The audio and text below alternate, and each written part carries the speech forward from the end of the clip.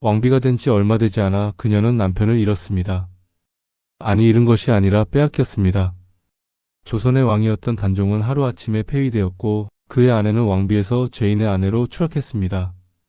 궁에서 쫓겨난 그녀에게 남은 것은 지워진 이름과 금지된 눈물 그리고 끝나지 않는 감시였습니다. 재혼도 복권도 허락되지 않은 채 그녀는 단종의 아내라는 제목으로 81년을 살아야 했습니다. 왕조는 그녀를 잊었지만 그녀는 왕을 잊지 않았습니다. 왕비도 아내도 아닌 채 살아야 했던 여인 정순왕후 송씨의 이야기를 들려드리겠습니다. 1440년 전라도 정읍군 태인면에서 한 여자아이가 태어났습니다. 여산부원군 송현수와 여흥부부인 민씨의 딸 훗날 정순왕후가 될 송씨였습니다. 그녀의 집안인 여산 송씨는 고려시대부터 이어진 명문가였습니다. 중시조 송승래는 고려 원종 때 왕의 밀명을 받들어 삼별초를 동원해 권신 이묘무를 처단하고 무신정권을 끝낸 공로로 찬성사 중찬에 올랐습니다. 이러한 공로로 그의 두 아들과 손자들까지 고려 말 권세와 지위가 높았던 세족이었습니다.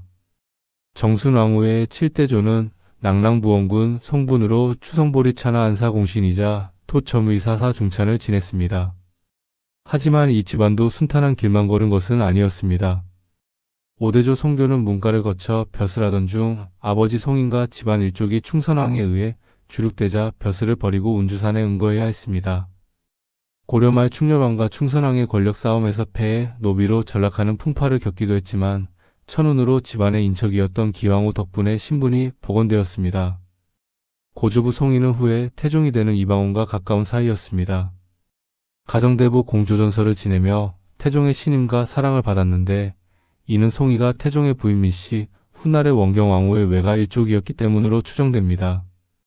정순왕후의 집안은 왕실과도 깊은 인연이 있었습니다. 조부 송복원의 누이는 정종의 7째 아들 수도군의 부인이었고 부친 송현수의 누이는 세종대왕의 8째 아들 영흥대군에게 시집가 왕의 며느리가 되었습니다.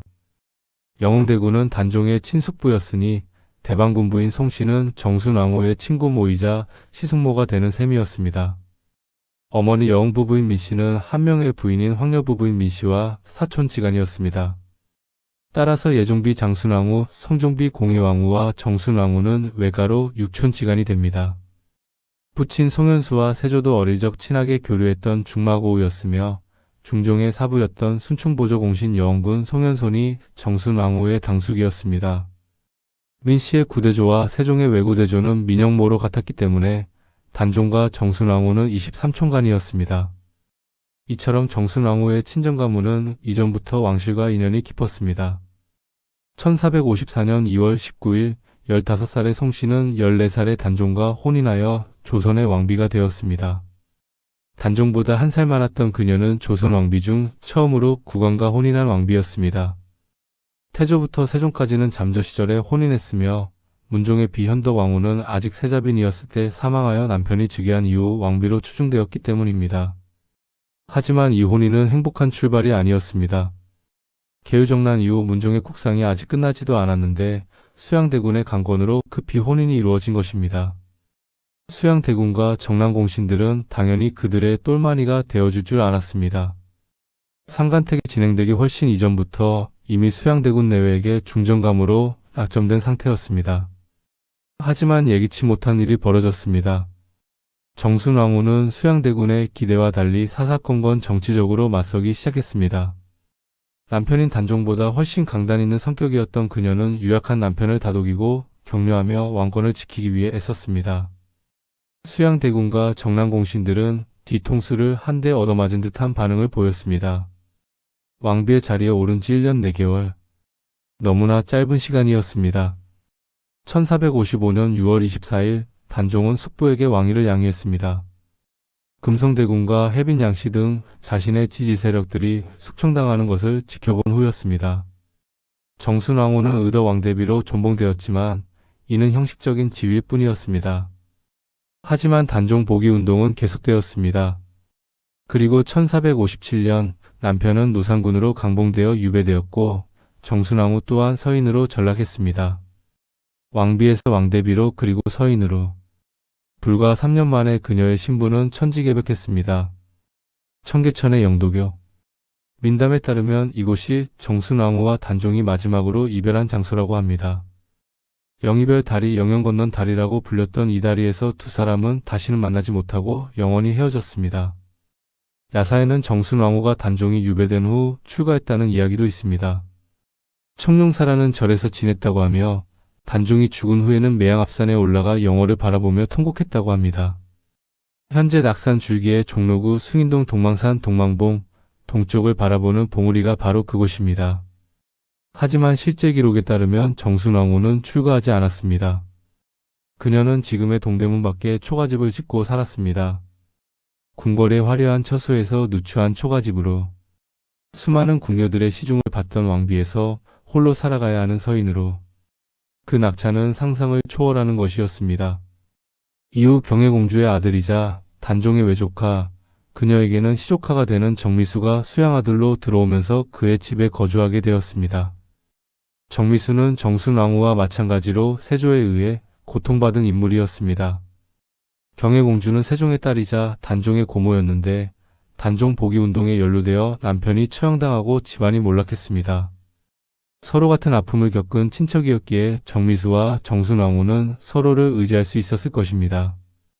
정순왕후의 삶은 처절했습니다. 염악에서 동량을 하고 염색업으로 생계를 유지했다고 합니다. 염색업이 무엇인지 알아야 그녀의 고통을 이해할 수 있습니다.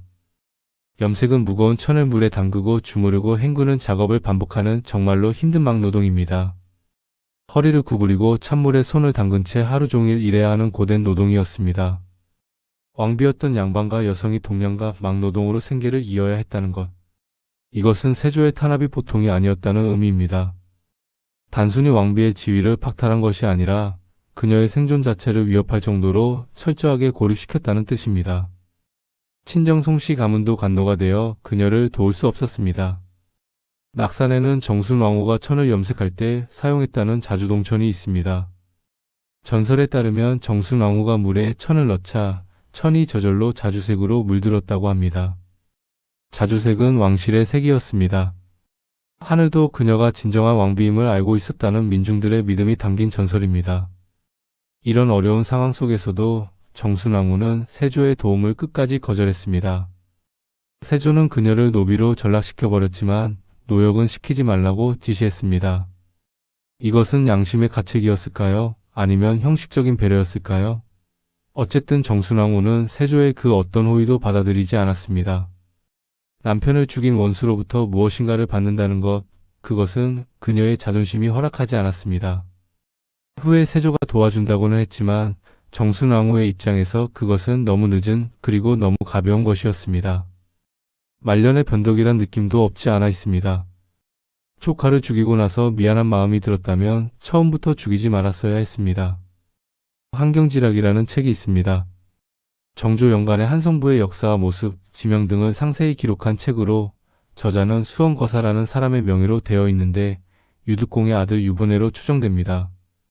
이 책에 기록된 바에 따르면 지금의 청계천 영도교 인근에는 여자들만 드나드는 채소시장이 있었다고 합니다.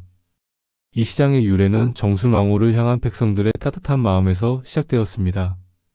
정순왕후를 가엾게 여긴 인근의 여인네들이 그녀의 집에 끼니거리를 가져다 주기 시작했습니다.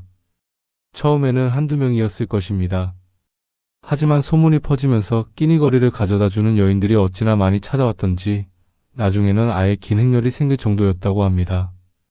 왕비였던 여인이 굶주리고 있다는 사실. 그것은 백성들의 마음을 움직였습니다. 비록 세조가 왕이 되었지만 백성들의 마음속에서 단종은 여전히 진정한 왕이었고 정순왕후는 진정한 왕비였습니다. 그녀를 돕는 것은 단순한 동정이 아니라 정의를 실천하는 작은 저항이었습니다. 하지만 조정에서 이 사실을 알게 되었습니다. 그리고 즉시 금지령이 내려졌습니다. 정순왕후를 돕는 행위 자체가 금지된 것입니다. 세조의 통제는 그만큼 철저했습니다. 그러나 여인들은 여기서 포기하지 않았습니다. 오히려 더 지혜로운 방법을 생각해냈습니다. 정순왕후의 집 근처에 남자들이 들어올 수 없는 여자들만의 작은 채소 시장을 연 것입니다. 금남 즉 남자 출입 금지의 시장이었습니다. 표면적으로는 여자들끼리 채소를 사고 파는 평범한 시장이었습니다. 하지만 실제로는 채소를 파는 척하면서 먹을 것들을 모아 정순왕후에게 몰래 가져다주는 통로였습니다. 남자들이 들어올 수 없었기 때문에 관리들의 감시도 피할 수 있었습니다. 이 지혜로운 연대는 성공했습니다. 정순왕후는 여인들의 도움으로 최소한의 생계를 유지할 수 있었습니다. 그리고 이 채소시장은 후에 영도교 인근의 금남 채소시장으로 자리 잡게 되었습니다. 정순왕후가 세상을 떠난 후에도 이 시장은 오랫동안 유지되었다고 합니다. 정순왕후는 혼자가 아니었습니다. 비록 궁궐의 화려함은 사라졌지만 민초들의 따뜻한 마음이 그녀를 감싸고 있었습니다. 그것이 그녀가 긴 세월을 견딜 수 있었던 힘 중 하나였을 것입니다. 정순왕후와 관련하여 가장 악명 높은 야사가 있습니다. 바로 신숙주가 폐서인된 정순왕후를 첩으로 삼았다거나 노비로 달라고 했다는 이야기입니다. 하지만 역사 기록을 살펴보면 이것은 사실이 아닙니다. 당시 조선의 법제를 이해할 필요가 있습니다. 사육신 사건과 같은 반역 사건이 터지면 관련 부녀자들은 노비 신분으로 전락했습니다. 이 중 직접 관련된 인물들은 관노가 되는 것이 아니라 대신들에게 산업비로 하사되는 경우가 많았습니다. 특히 조선 초기에는 이러한 관행이 일반적이었습니다. 사육신 사건 이후에도 그 부녀들이 대신들에게 하사되었는데 그 목록이 모두 조선왕조실록에 상세히 기록되어 있습니다. 실록을 살펴보면 신숙주에게 내려진 것은 최면의 누이 선비 조항규의 아내 소사 그리고 딸 요문뿐이었습니다. 정순왕후에 대한 언급은 단 한 줄도 없습니다. 만에 하나라도 정말 신숙주가 왕비였던 여인을 노비로 달라고 청했다면 그것은 당대는 물론이고 후세에 그야말로 미친 듯이 비판받았을 것입니다. 안 그래도 신숙주는 사육신을 배신했다는 이유로 숙주나물이라는 조롱을 받으며 인간 말종으로 취급받는 판국입니다. 이러한 행위를 했다면 실록에 반드시 기록되었을 것이고 그에 대한 비판도 엄청났을 것입니다. 그렇다면 이 이야기는 어디서 나온 것일까요? 조선말 3대 문장가로 꼽히는 김택령이 쓴 역사서 한사경에 좌의정 신숙주가 노상군의 부인을 노비로 삼고자 주청하였으나 왕이 윤허하지 않았다는 대목이 나옵니다. 김택령은 세조가 조카를 죽이고 여러 아우들을 살해하여 임금의 지위를 훔친 것도 사악한데 단종의 부인을 노비로 삼겠다고 청한 것은 매우 간사하고 악한 짓이라고 평했습니다. 하지만 김택령의 이 기록은 전혀 문헌상 근거가 없습니다. 한사경은 김택령이 중국의 망명간 이후에 쓴 책으로 조선 역사에서 저자가 마음에 안 드는 부분에 대해서 비판하여 논란이 되었습니다. 워낙에 자의성이 강해서 김택령 본인도 이것을 역사책이라고 단언하지 못하고 경을 추가로 붙인 것입니다. 단적으로 이 책에서는 태조 이성계의 조선 건국을 고려에 대한 찬탈로 기록해서 김택령은 사적으로 낙인 찍혔습니다. 학계에서는 김택령의 이 기록을 사실로 인정하지 않습니다. 다만 신숙주의 평가가 얼마나 떨어졌는지 그리고 이후 신숙주를 비판하는 문학작품들이 나오는 계기 중 하나로 평가받을 뿐입니다. 역사적 사실보다는 당대 신숙주에 대한 부정적 인식이 반영된 문학적 창작에 가깝다는 것입니다. 그렇다면 실제 실록에는 무엇이 기록되어 있을까요? 세조실록 9권 세조 3년 10월 24일 갑인 세 번째 기사를 살펴보겠습니다. 세종대왕의 부마로 정현옹주의 남편인 윤사로는 공신이 되자 송현수의 딸을 상으로 받기를 원했다고 합니다.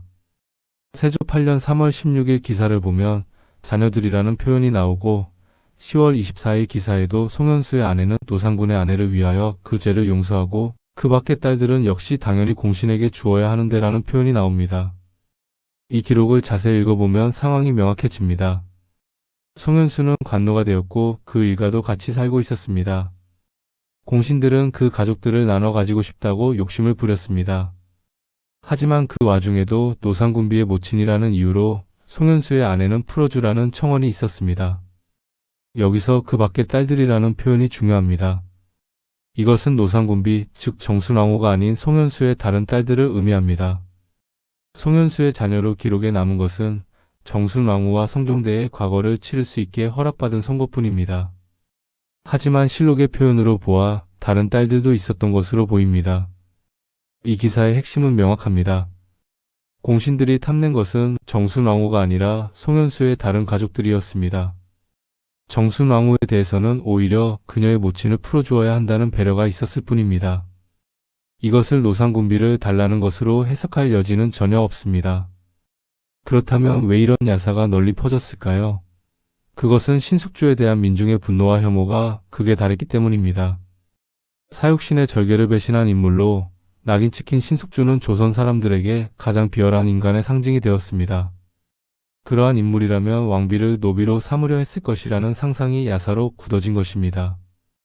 역사에서 야사와 사실을 구별하는 것은 매우 중요합니다.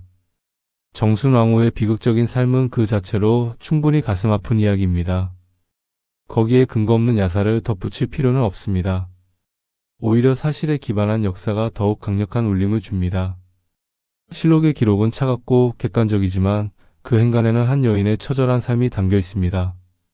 왕비에서 서인으로, 궁궐에서 초가집으로, 존엄한 삶에서 동량과 염색업으로. 정순왕후는 그 모든 것을 견뎌냈습니다. 그것이 진실이며 그것만으로도 충분히 우리의 가슴을 울립니다. 세조가 죽은 후 상황은 조금씩 나아지기 시작했습니다. 세조의 아내 자성대왕 대비가 성종 즉위 후 수렴 청정을 하게 되자 정순왕후에게 의식을 공급해 주도록 명했습니다. 또한 경혜공주의 남편 정종과 세종대왕의 후궁 혜빈 양씨의 자손들을 복권시켜 주었습니다.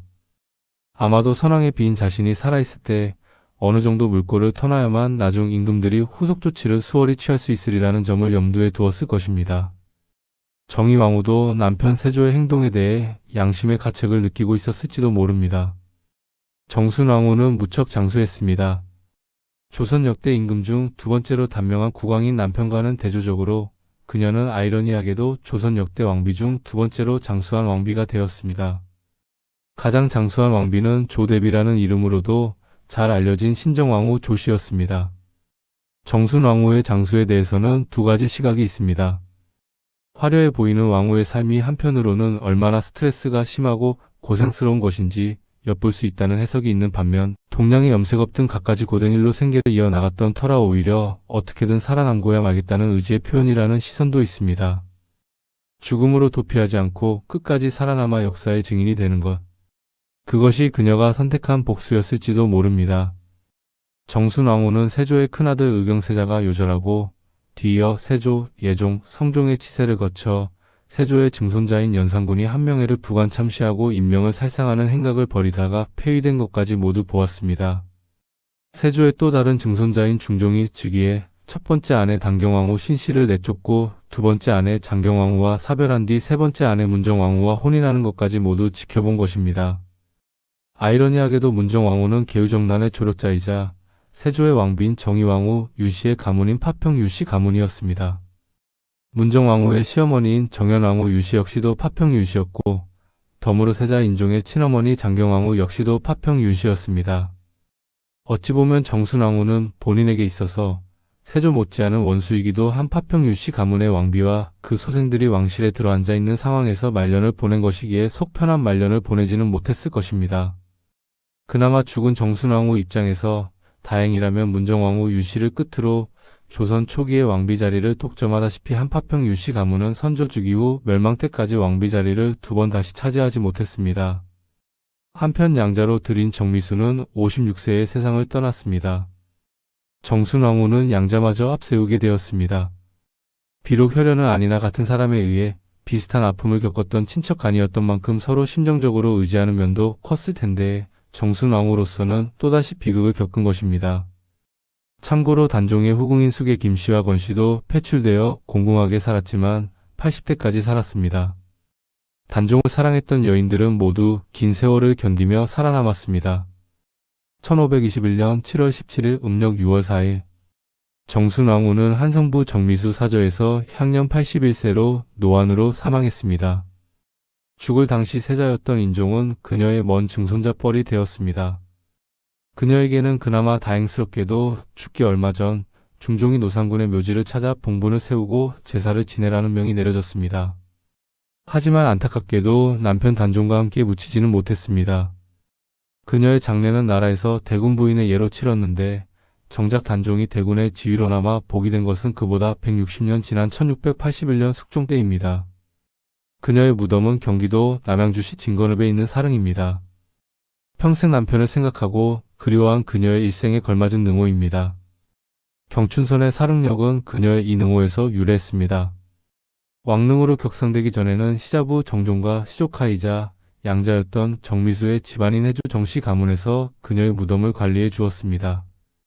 정순왕후의 원수라고 할 수 있는 세조도 죽은 후 오늘날 남양주시에 묻혔습니다. 세조와 정의왕후 내외가 묻힌 광릉은 남양주 진저읍에 있습니다. 아이러니하게도 원수지간이 같은 땅에 묻힌 셈입니다. 사릉에 심어진 소나무들은 하나같이 가지를 동쪽으로 향하고 있습니다. 이는 왕후가 남편이 있는 영월 쪽을 바라보기 때문이라고 합니다. 1999년 4월 9일 사릉에 심어져 있던 소나무 하나를 장릉에 옮겨 신고 정령송이라 명명했습니다. 사후 478년 만입니다. 현대에 들어와서 단종과 정순왕후를 합장해야 한다는 주장이 한때 제기되기도 했지만 흐지부지 되었습니다.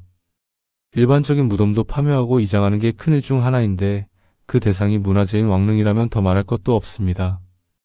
애초부터 가능성이 없었던 것입니다. 정순왕후의 시호는 의덕단량제 경정순왕후입니다. 의로운 덕과 단정하고 어진 모습, 가지런하고 공경하며 정순한 왕후라는 뜻입니다. 그녀는 왕비의 자리에 불과 1년 4개월, 왕대비의 자리에 2년도 채 머물지 못했습니다. 하지만 81년의 긴 생을 통해 조선 왕실의 암울한 역사를 온몸으로 증언했습니다. 2008년부터는 낙산 줄기의 종로구 숭인동 동망산 동망봉에서 정순왕후 추모문화제가 열리고 있습니다. 이 근처는 정순왕후 유적지로 지정되어 있습니다. 조선 역사에서 가장 비극적인 왕과 왕비의 이야기. 하지만 동시에 가장 아름다운 사랑과 절개의 이야기이기도 합니다. 정순왕후 송씨. 그녀는 81년의 긴 세월 동안 단 한순간도 남편을 잊지 않았습니다. 사릉의 소나무가 영월을 향해 가지를 뻗듯이 그녀의 마음은 평생 단종을 향해 있었습니다. 그것이 바로 사릉 생각할사 능침릉. 평생 남편을 생각하고 그리워한 왕비의 무덤입니다. 478년이 지난 지금도 그녀의 그리움은 계속되고 있습니다.